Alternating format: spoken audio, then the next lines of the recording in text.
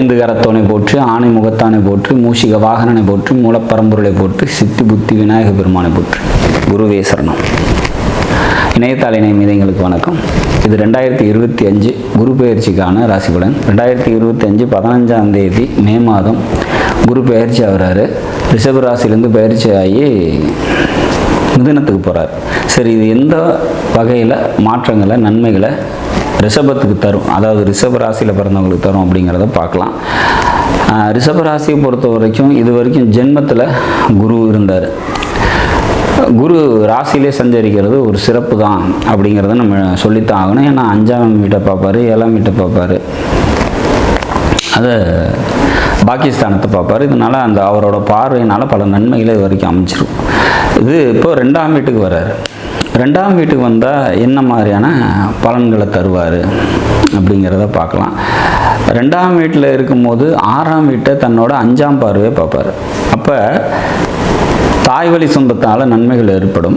வேலைக்கு போயிட்டுருக்கீங்க அப்படின்னாக்கா வேலையில் ப்ரொமோஷன் கிடைக்கிறதுக்கான வாய்ப்புகள் உண்டு. வேலை நல்லபடியாக அமையும். இது வரைக்கும் வேலை இல்லாமல் கஷ்டப்படுறீங்க அப்படின்னா வேலை கிடைக்கிறதுக்கான வாய்ப்புகள் உண்டு அப்படிங்கிறத நம்ம எடுத்துக்கலாம்.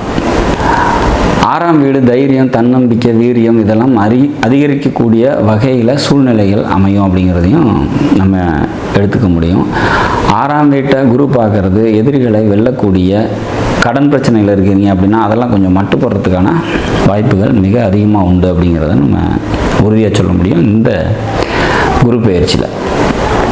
சரி, அடுத்ததாக 7ஆம் பார்வையை உங்களோட 8ஆம் வீட்டை பார்க்குறாங்க. 8ஆம் வீடு ஆயுள் ஸ்தானம் அல்லது வெளியூர் பயணம், இடம் மாற்றம் இந்த மாதிரியான விஷயங்களை குறிக்கிறதுனால இதெல்லாம் சுமூகமாக நடக்கிறதுக்கான வாய்ப்புகள் உண்டு. உடல் ரீதியான தெளிவு ஏற்படும் அப்படிங்கிறத நம்ம எதிர்பார்க்கலாம்.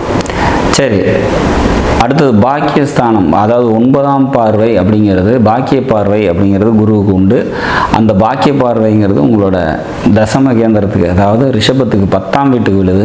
இது மிகவும் சிறப்பு அப்படின்னு சொல்லலாம். சொந்த தொழில் செஞ்சிட்டு இருக்கவங்களுக்கு தொழில் நல்லாயிருக்கும் அப்படிங்கிற மாதிரியான ஒரு அமைப்பு. மொத்தத்தில் இந்த குரு 2ஆம் வீட்டில் இருக்கிறது சிறப்பு தான் அப்படிங்கிறத உறுதியாக சொல்லலாம். ரிஷபத்தை பொறுத்த வரைக்கும் இந்த இப்போ இருக்கக்கூடிய நிலைப்பாடுகள், கிரக பெயர்ச்சிகள் அனைத்துமே ஒரு நல்ல நிலையில் இருக்குது அப்படிங்கிறதுல மாற்று கருத்தில். 10ல் வந்து ராகு பெயர்ச்சியாகி வந்து உட்கார போகிறாரு. அது குரு பார்வையோடு இருக்கும்போது இன்னும் சிறப்புகள் ஏற்படும் அப்படிங்கிற மாதிரி சொல்லலாம். 10ல் ஒரு பாம்பாவது பாவியாவது இருக்கணும் அப்படிங்கிறது ஜோதிட கணக்கு. அந்த வகையில் இந்த 12 ராசிகளில் அதிக நன்மைகள் பெறக்கூடிய ராசி ரிஷப ராசி அப்படிங்கிறத எடுத்துக்கலாம். இந்த குரு பெயர்ச்சி கூடுதல் நன்மைகளை தரக்கூடிய ராசிகளில் இந்த ரிஷப ராசியும் ஒன்று அப்படிங்கிறதுல மாற்று கருத்து இல்லை.